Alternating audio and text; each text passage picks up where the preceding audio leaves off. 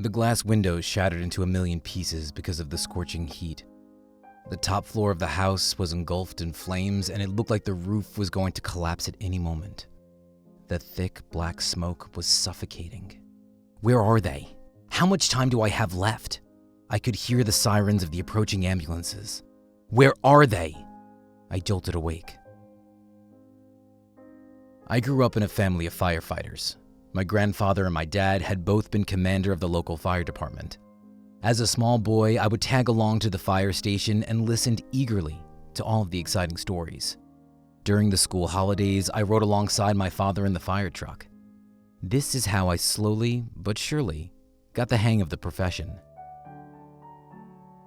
My family didn't do much talking at home. My father worked extremely hard, and my mother took care of the household tasks and raised me and my two sisters. Everything revolved around my father's working hours. At any time of the day, he could be called for an emergency. Sometimes when he came back home early in the morning, his face revealed a deep sadness.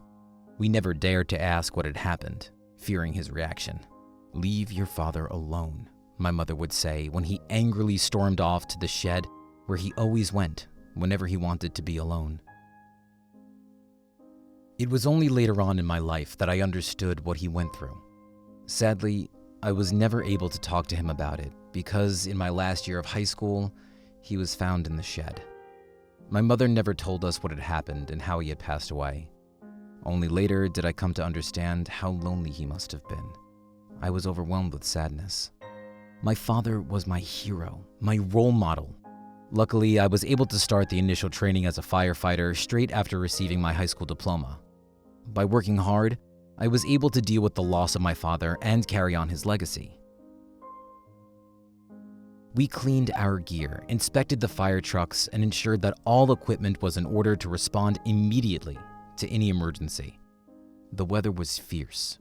Rain slashed against the windows, and the wind howled through the streets. It was already dark when the fire alarm went off.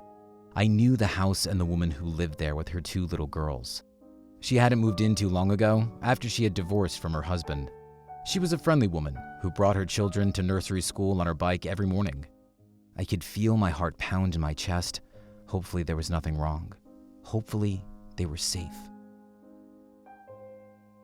It didn't take longer than 6 minutes to arrive at the location, but to me, it felt like an eternity. The neighborhood community had gathered and formed a line from the ditch and were passing along buckets of water to each other. Other people had brought blankets and stood shell-shocked, watching the disaster unravel before their eyes. The roof was engulfed in flames, and the fire was rapidly spreading. My colleague and I didn't hesitate a single moment. We quickly put on our protective gear and put on the oxygen masks. We forced open the door and started our search for the mother and her two girls. It was pitch black. The smoke was horribly thick, and the temperature was extremely hot. Downstairs in the kitchen, living room, we could not find anyone. We walked up the burning staircase and found the mother unconscious in her room. She had inhaled toxic gases, but I felt her pulse, and my colleague carried her down. Where are they? How much time do I have left? The staircase to the attic had now collapsed. A feeling of hopelessness overcame me. Even with all my years of experience, I was unable to reach the two girls. The heat was unbearable. I had already been inside for more than 15 minutes, and my oxygen was beginning to run out. I heard a loud whistle, which was the signal that I needed to go back. The thought of leaving two girls behind made me miserable. Where are they? When I came back to the truck, I broke down in tears. Later, it turned out that also, the mother had not survived. The weeks and months after it were very difficult for me to cope with the disaster. During our training, we had learned how to deal with any traumatic situation that may occur, but this was real. I had not been able to save the lives of 3 beautiful people. I had failed. Every time I saw a woman with 2 kids, I thought of that friendly mother with her cute children. I blamed myself for not being able to save them. At night in bed, I went over every detail, every step. Did I do everything I could? Did I overlook something? I became unsure about everything, had difficulty to fall asleep, and felt myself retreat further into my own world. I wasn't someone who went to see a doctor quickly, but I was falling into what seemed like deep, dark hole.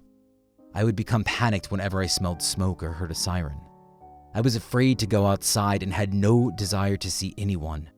I started to neglect myself, kept using more and more alcohol to fall asleep, hoping it would make my crippling nightmares go away. Of course, it didn't. One morning, my sister found me at the bottom of the staircase of my home. I was entered into a clinic and started receiving treatment from a psychiatrist. She told me that I suffered from a post-traumatic stress disorder, which was also referred to as PTSD, a physical and mental condition in which traumatic experiences are relived in different ways during unexpected moments. After a while, when I started to feel a bit better, my psychologist introduced me to an organization that trained service dogs to help people like me feel less isolated and to help when it came to panic attacks. I had never heard of such an organization, and up until recently, I wasn't even in a state to take on someone else, not even a dog. I was put on waiting list, and after following a rigorous selection process, I was able to greet my new friend, a white male Labrador, very calm and sociable. There was an instant bond when we met the first time. He makes me feel safe. At night, he lies by my feet and wakes me up when I panic. Then he licks my hand and I pat him to calm down. There is stability in my life again. I feel so much better about myself. I sleep better and feel much stronger. After years of guilt and isolation, I've recently started volunteering at the center that trained my dog. I have learned how to deal with my fears and feelings, and now I want to share my story with other people who are suffering from PTSD.